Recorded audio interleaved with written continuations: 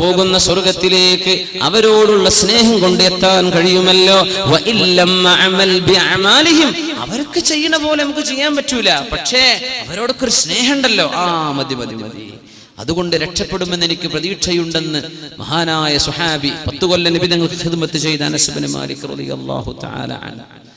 ഇസ്ലാമിനെ സ്നേഹിക്കാൻ ഒരു സംഘത്തെ അള്ളാഹു ഏൽപ്പിച്ചിരിക്കുക, പടിഞ്ഞാറിനെ കൊടുത്തിരിക്കുക. ഇഖ്ബാൽ അന്ന് പറഞ്ഞു, അള്ളാഹു ലോകത്തെ ഭൂമിയെ 2 പകുതിയാക്കിയിട്ട് ഒരു പകുതി ഈസ്റ്റ് ഞാൻ എടുത്തു, വെസ്റ്റ് നീ എടുത്തോ ശൈത്താനെ എന്ന് പറഞ്ഞ് പിശാചിന് കൊടുത്തു എന്ന് പറഞ്ഞിട്ടുണ്ടായിരുന്നു. അതിപ്പോ നേരെ മറിച്ചായി പോകുന്നുണ്ടോ എന്നാ സംശയം. ഇപ്പൊ ഈസ്റ്റ് തിന്മകളുടെ നാടായിട്ട് മാറാം, പടിഞ്ഞാറ് തിന്മയൊക്കെ ചെയ്തങ്ങോട്ട് ബോറടിച്ചിട്ടേ, തോന്നിവാസം ചെയ്തങ്ങോട്ട് ബോറടിച്ചിട്ട്, അതിനെ അർത്ഥം തോന്നിവാസം കൊണ്ടങ്ങോട്ട് ബോറടിച്ചിട്ട് ഇവര് ആത്മീയത ഉണ്ടോ എന്ന് പറഞ്ഞ് ഓടി വരിക. അങ്ങനെ നമ്മുടെ നാട്ടിൽ അമ്മൻ്റെ അടുത്തൊക്കെ ഇവർ വരുന്നത്, എന്തെങ്കിലും ആത്മീയത വല്ല അടുത്ത് കിട്ടാനുണ്ടോ നോക്കിയിട്ട്, അതിന്റെ ഹക്കും ഭാഗത്തും തിരിഞ്ഞിട്ടല്ല, അങ്ങോട്ട് വരികയാണ്. എന്ത് തോന്നിവാസം ചെയ്തങ്ങ് മടുത്തു, ഇനി എന്ത് ചെയ്യും?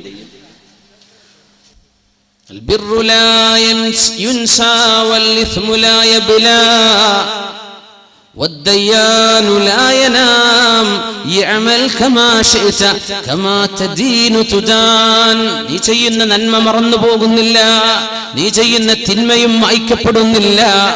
അല്ലാഹു ഉറങ്ങുകയല്ല, നീ വേണ്ട പോലെ ജീവിച്ചോ, നീ എന്താണോ ചെയ്യുന്നത് അതാണ് നിന്നോട് ചെയ്യപ്പെടാൻ പോകുന്നത്. എന്തൊരു ഭയങ്കരമായ ഹദീസ്.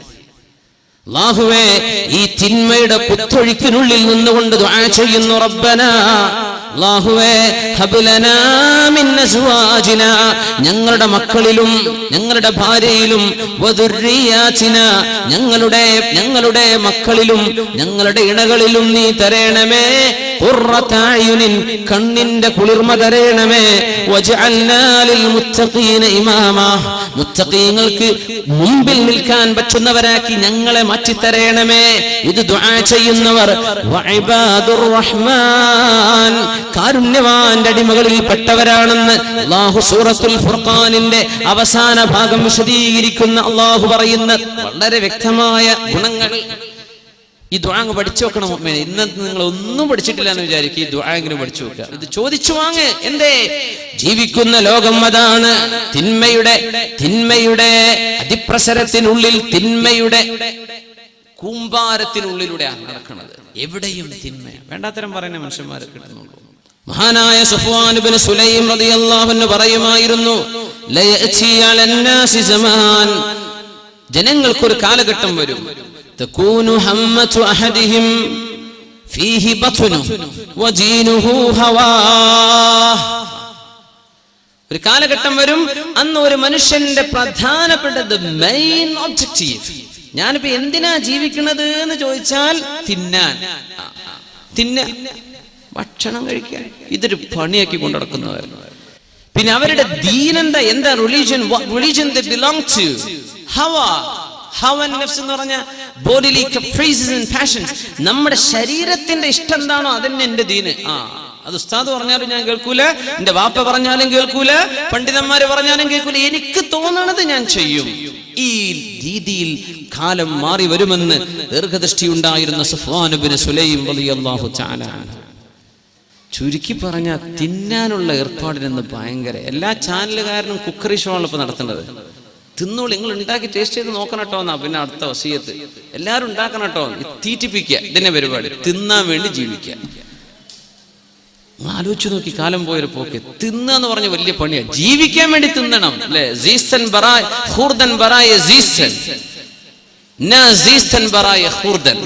പേർഷ്യൻ അർത്ഥവാക്യം അങ്ങനെ, ജീവിക്കാൻ വേണ്ടി തിന്നണം, തിന്നാൻ വേണ്ടി ജീവിക്കുകയാണ്.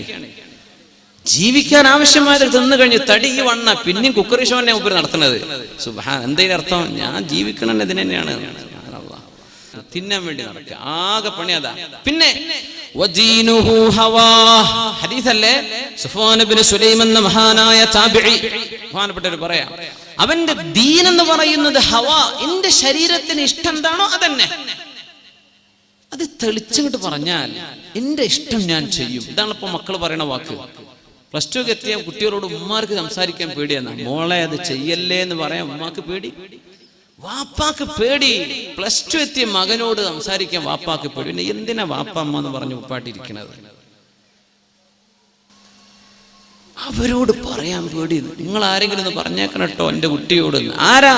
ആരായി കുഞ്ഞിനെ പ്രസവിച്ചത്, ആരായി കുഞ്ഞിനെ വളർത്തിയത്? അവര് പറഞ്ഞാൽ കേൾക്കുന്നില്ലേ? പിന്നെ ഇത് മക്കളാണോ? ഇത് മക്കളെ വിരൽമ പിടിക്കാൻ പറ്റുന്ന കാലത്ത് കിട്ടണമെന്നാണ്. വിരലിൽ പിടിക്കാൻ പറ്റുന്ന ഒരു കാലുണ്ട് മക്കൾക്ക്. വിരലിന് പിടിച്ചാൽ കിട്ടുന്ന കാലം ഈ പ്രായത്തിൽ നമുക്ക് കിട്ടിയിട്ടില്ലേ, പിന്നെ ഓല കിട്ടൂല. അന്ന് പറഞ്ഞ വരയിൽ നിർത്താൻ അവരെ മാതാപിതാക്കളെ കൊണ്ട് കഴിഞ്ഞിട്ടില്ലേ, പിന്നെ ഈ മക്കളൊക്കെ കയ്യിൽ നിന്ന് ചാടി പോകും. എന്റെ ഇഷ്ടതാണ്, എന്റെ ഇഷ്ടം ഞാൻ ചെയ്യാൻ. ഇതല്ലേ യുവതലമുറ എന്ന് പറഞ്ഞാൽ എന്റെ ഇഷ്ടം. എന്തിപ്പോ കള്ളുടിക്കാൻ തോന്നുന്നുണ്ട്? ഇപ്പൊ തോന്നണത് വ്യഭിചരിക്കാൻ. എന്നാ പോവാ, നമ്മൾ ബൈക്ക് എടുത്തിട്ട് അത് എവിടെയുള്ളത്? പോവാ. ഇപ്പൊ തോന്നണത് നമ്മൾ ആ പുതിയ ഫിലിം അതും ഒന്ന് കാണാം. ഇപ്പൊ തോന്നണത് നമ്മള് ബേക്കൽ ഫോർട്ട് പോയിട്ട് അവിടെ പോയി ഇരുന്നിട്ട് കുപ്പിയൊക്കെ ഒന്ന് പൊട്ടിക്കുക. എന്നാ പിന്നെ അത് ചെയ്യാ. എന്താ തോന്നണത് അത് ചെയ്യാ. അപ്പൊ പിന്നെ വണ്ടി റെഡി, ബൈക്ക് റെഡി, പൈസ റെഡി, എല്ലാം റെഡി. അപ്പൊ എന്താ ഇവന്റെ ദീൻ? ആര് പറഞ്ഞത് അപ്പൊ കേൾക്കണത്? ആര് പറഞ്ഞത് കേട്ടു? ശരീരം പറയുന്നത്. ഇതിനാണ് ഹവ എന്ന് അറബിയിൽ പറയാം. وَأَمَّا مَنْ خَافَ مَقَامَ رَبِّهِ وَنَهَى النَّفْسَ عَنِ الْهَوَى فَإِنَّ الْجَنَّةَ هِيَ الْمَأْوَى. ഇതൊരു മനോഹരം.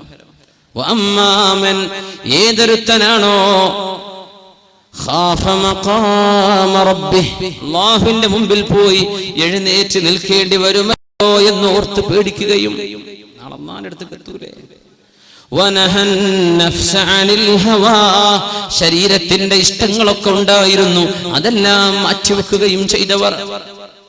ശരീരത്തിന് കുറെ ആഗ്രഹങ്ങൾ ഉണ്ടായിരുന്നു, അതൊന്നും വേണ്ട എന്ന് പറഞ്ഞ് മാറ്റിവെച്ചവർ, അല്ലാഹുവിനെ ഓർത്തവർ.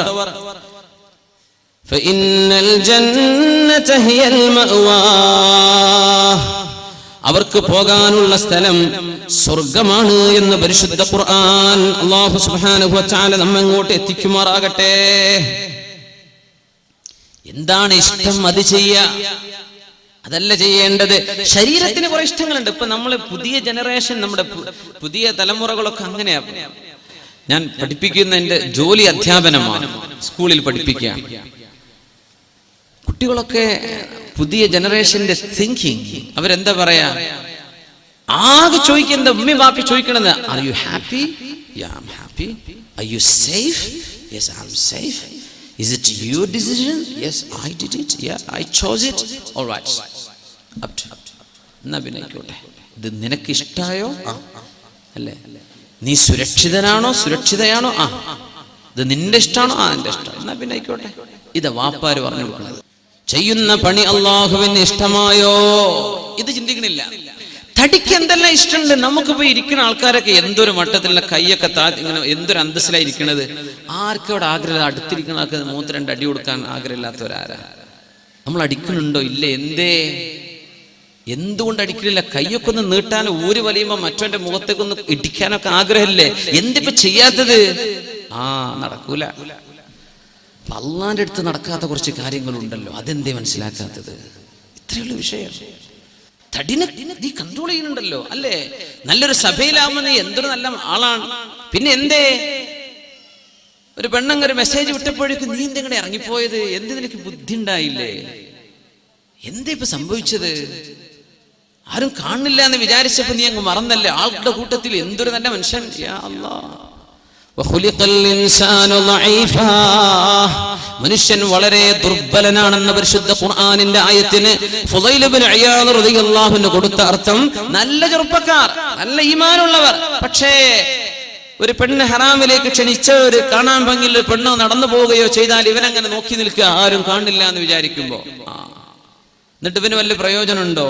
ഇല്ല. ഹറാമല്ലേ? അതെ. ഈ കിട്ടുന്ന ഓരോ സെക്കൻഡും ഹറാമായിട്ട് അവനിൽ റെക്കോർഡ് ചെയ്യപ്പെടല്ലേ? എന്നിട്ട് പക്ഷെ ഇവന് നിർത്താൻ പറ്റുന്നില്ല. തനിക്ക് ഉപദ്രവമാണെന്ന് മനസ്സിലാക്കിയിട്ടും അത് പിടിച്ചു നിൽക്കാൻ പറ്റാതിരിക്കുന്നത്. അസ്മഈ എന്നവർ വലിയ നഹവി പണ്ഡിതനാണ്, നഹവിസ്റ്റ് എന്ന് പറയും,